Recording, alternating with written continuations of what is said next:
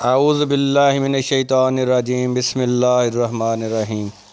اللہم صلی علی محمد و علی آل محمد۔ پیارے دوستو، السلام علیکم۔ میں ہوں اقبال اعظم چیمہ اور آپ دیکھ رہے ہیں میرا یوٹیوب چینل میری کہانی۔ دوستو، آج کی میری اس کہانی میں نے آپ کو انسانی سوچ کے بارے میں بتانا ہے کہ وہ کس طرح پروان چڑھتی ہے۔ تو آئیے چلتے ہیں کہانی کی طرف۔ سلطان محمود غزنوی کا دربار لگا ہوا تھا۔ دربار میں ہزاروں افراد شریک تھے، جن میں اولیاء، کتب اور ابدال بھی تھے۔ سلطان محمود نے سب کو مخاطب کر کے کہا، کیا کوئی شخص مجھے حضرت خضر علیہ السلام کی زیارت کرا سکتا ہے؟ سب خاموش رہے۔ دربار میں بیٹھا ایک غریب دیہاتی کھڑا ہوا اور کہا، میں زیارت کرا سکتا ہوں۔ سلطان نے شرائط پوچھی تو عرض کرنے لگا، 6 ماہ دریا کے کنارے چلہ کاٹنا ہوگا، لیکن میں ایک غریب آدمی ہوں، میرے گھر کا خرچہ آپ کو اٹھانا ہوگا۔ سلطان نے شرط منظور کر لی۔ اس شخص کو چلہ کے لیے بھیج دیا گیا اور گھر کا خرچ بادشاہ کے ذمہ ہو گیا۔ 6 ماہ گزرنے کے بعد سلطان نے اس شخص کو دربار میں حاضر کیا اور پوچھا تو دیہاتی کہنے لگا، حضور، کچھ وظائف الٹے ہو گئے ہیں، لہذا 6 ماہ مزید لگیں گے۔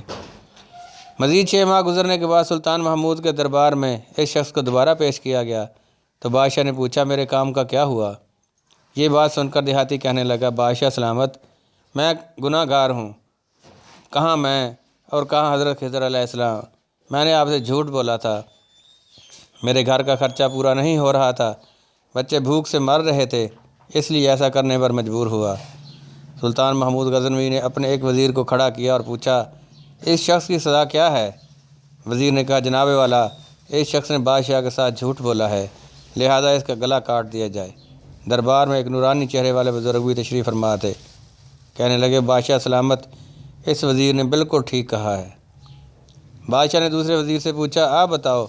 اس نے کہا، جناب والا، اس شخص نے بادشاہ کے ساتھ فراڈ کیا ہے، اس کا گلا نہ کاٹا جائے بلکہ اسے کتوں کے آگے ڈالا جائے تاکہ یہ ذلیل ہو کر مرے، اسے مرنے میں کچھ وقت تو لگے۔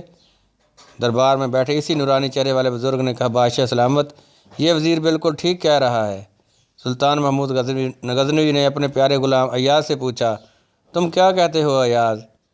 ایاز نے کہا، بادشاہ سلامت، آپ کی بادشاہی سے 1 سال ایک غریب کے بچے پلتے رہے، آپ کے خزانے میں کوئی کمی نہیں آئی اور نہ ہی اس کے جھوٹ سے آپ کی شان میں کوئی فرق پڑا۔ اگر میری بات مانیں تو اسے معاف کر دیں، اگر اسے قتل کر دیا تو اس کے بچے بھوک سے مر جائیں گے۔ ایاز کی یہ بات سن کر محفل میں بیٹھا وہی نورانی چہرے والا بابا اٹھا اور کہنے لگا، ایاز بالکل ٹھیک کہہ رہا ہے۔ سلطان محمود غزنوی نے اس بابا جی کو بلایا اور پوچھا، آپ نے ہر وزیر کے فیصلے کو درست کہا، اس کی وجہ مجھے سمجھائی جائے۔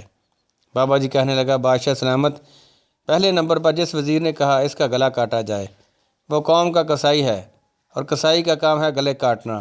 اس نے اپنا خاندانی رنگ دکھایا، غلطی اس کی نہیں آپ کی ہے کہ آپ نے ایک قصائی کو وزیر بنا دیا۔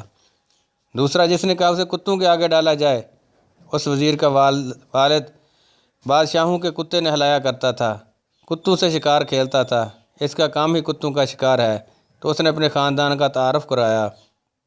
آپ کی غلطی ہے کہ ایسے شخص کو وزارت دی، جہاں ایسے لوگ وزیر ہوں وہاں لوگ انہیں بھوک سے ہی مرنا ہے۔ اور تیسرا، ایاز نے جو فیصلہ کیا تو سلطان محمود سنو، ایاز سید زادہ ہے۔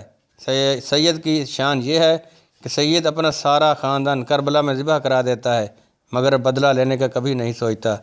سلطان محمود اپنی کرسی سے کھڑا ہو جاتا ہے اور ایاز کو مخاطب کر کے کہتا ہے، ایاز، تم نے آج تک مجھے کیوں نہیں بتایا کہ تم سید ہو؟